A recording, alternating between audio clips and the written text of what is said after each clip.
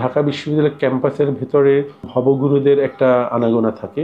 ডাকসু নির্বাচন এই নিরাপত্তার জন্য একটি ইতিবাচক ভূমিকা পালন করবে। ঢাকা বিশ্ববিদ্যালয়ের ক্যাম্পাসের নিরাপত্তা ব্যবস্থা শুধুমাত্র একটি অফিস এটা দ্বারা সম্ভব নয়। এখানে সবার অংশগ্রহণ খুব জরুরি।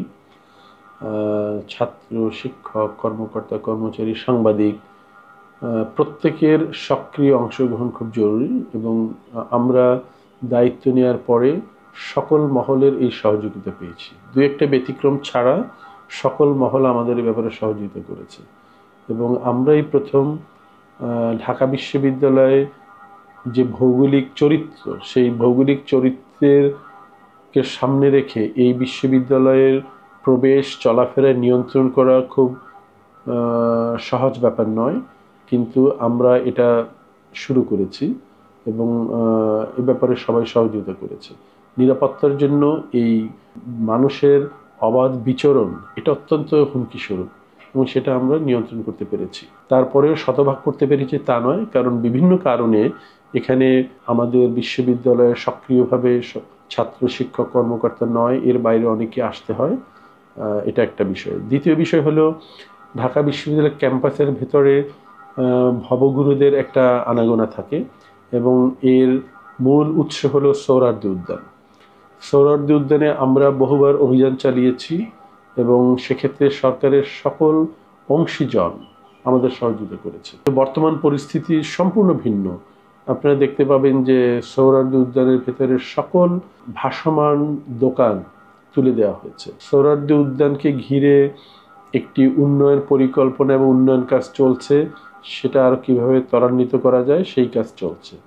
সোহরাওয়ার্দী উদ্যানে যে প্রবেশের জন্য রাজু ভাস্কর্যের বিপরীতে যে আমাদের একটি গেট ছিল, সেই গেটটি স্থায়ীভাবে বন্ধ করে দেওয়া হয়েছে এবং আমাদের মন্ত্রণালয়ের সিদ্ধান্ত অনুযায়ী বিশ্ববিদ্যালয় সংলগ্ন যে আরও দুটি গেট রয়েছে, ছবিরহাট এবং বাংলা একাডেমির বিপরীত দিকের গেট, সেই দুটো গেটও রাত 8টা থেকে সকাল 6টা পর্যন্ত বন্ধ রাখার সিদ্ধান্ত নেওয়া হয়। এই সবগুলোই করা হয়েছে ঢাকা বিশ্ববিদ্যালয়ের নিরাপত্তাকে বিবেচনায় রেখে।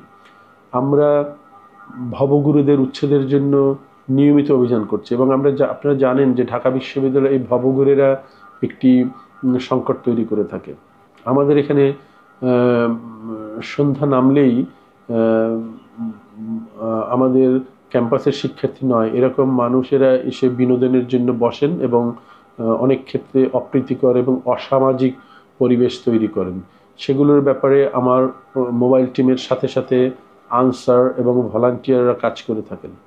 অতি সম্প্রতি আমরা আমাদের যে 6টি চেকপোস্ট রয়েছে, সেই 6টি চেকপোস্টে আমাদের প্রক্রিয়াল টিম, আনসার এবং এদের সাথে 2জন করে পুলিশ সদস্য রাখার সিদ্ধান্ত হয়েছে এবং গতকালকে থেকে এটা কার্যকর হয়েছে এবং ডিএমপি কমিশন মহোদয় এ ব্যাপারে আন্তরিকভাবে কাজ করছেন। বসুন্ধরা ডায়াপেন্ট এখন আরো উন্নত। এই হট এয়ার থ্রো টপশিট দ্রুত শোষণ করে সোনামণিকে দেয় কোমল অনুভূতি। সেনাবাহিনীকে অনুরোধ করেছি ক্যাম্পাসের আশেপাশে টহল বৃদ্ধি করার জন্য এবং তারা সেই কাজটি করছেন। তারা ক্যাম্পাসের ভেতরে প্রবেশ করবেন না, কিন্তু ক্যাম্পাসের বাহিরে তারা টহল দিবেন এবং স্ট্রাইকিং ফোর্স হিসেবে থাকবেন। প্রয়োজনে তারা ক্যাম্পাসের ভেতরেও টহল দিবেন। এছাড়াও এগুলো হলো বর্তমানে চলমান আছে। আরেকটি প্রক্রিয়া এবং পরিকল্পনা আমাদের আছে, সেটা হলো ক্যাম্পাস পুলিশ গঠন করা।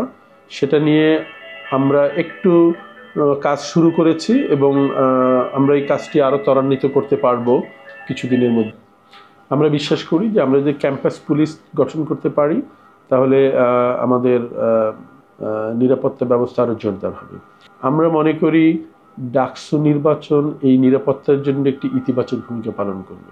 আমরা যদি আনুষ্ঠানিক শিক্ষার্থী প্রতিনিধি বাছাই করতে পারি তাহলে এই নিরাপত্তা নিশ্চিত করার জন্য বিশাল যে কর্মযজ্ঞ, সেই কর্মযজ্ঞর সাথে শিক্ষার্থীদের বৈধ প্রতিনিধিরা অংশগ্রহণ করতে পারবে। সেক্ষেত্রে আমার ক্যাম্পাস আরও বেশি নিরাপদ হবে। কাজেই যে অবস্থা বর্তমানে রয়েছে সেই অবস্থাকে আরও উন্নত করার জন্য আমার মূলত ডাকসু নির্বাচন দরকার। আমি যখন শিক্ষার্থীদের অংশগ্রহণ নিশ্চিত করতে চাই আমার নিরাপত্তার জন্য, তখন মূলত আমি কাকে আহ্বান জানাবো এটা আমাকে একটি সংকট তৈরি করে, আমার জন্য একটি অসুবিধা তৈরি করে। সেজন্য যদি ডাকসুর মতো একটি আইনসঙ্গত শিক্ষার্থীদের প্ল্যাটফর্ম থাকে, তাহলে আমাদের পাশাপাশি সঙ্গতভাবেই শিক্ষার্থীদের প্রতিনিধি হিসেবে ডাকসু এই নিরাপত্তা বিধানের কাজে অংশগ্রহণ করতে পারবে। দ্বিতীয়ত, ডাকসুর যে সমস্ত সম্পাদকীয় পদ আছে সেখানে এক্সট্রা কারিকুলার অ্যাক্টিভিটিসের জন্য যে সমস্ত পদ আছে, তারা যখন তাদের এই কাজগুলো শুরু করবেন তখন আমাদের শিক্ষার্থীদের মধ্যে একটি প্রাণচাঞ্চল্য তৈরি হবে। শিক্ষার্থীরা পড়ালেখার পাশাপাশি তাদের মানসিক শারীরিক বিকাশের জন্য এই ক্রিয়াকলাপে অংশগ্রহণ করবেন। তখন আপনারা দেখতে পাবেন যে আমাদের শিক্ষার্থীদের মধ্যে যে হতাশা আছে, যে সমস্ত শারীরিক মানসিক অসুবিধা আছে, সেগুলো ক্রমান্বয়ে দূর হয়ে যাবে এবং তারা তাদের পড়ালেখার বাইরে শিক্ষার্থী যারা মাঝে মাঝে বিপদগামী হয়ে যায়, তারাও আমি মনে করি এই সমস্ত কর্মকাণ্ডের মধ্য দিয়ে মেইন স্ট্রিম শিক্ষার্থীদের মধ্যে চলে আসবে এবং আমাদের ক্যাম্পাসের মধ্যে একটি প্রাণ চাঞ্চল্যের সঞ্চার হবে, যেটা আমাদের নিরাপত্তার জন্য অত্যন্ত ইতিবাচক হবে।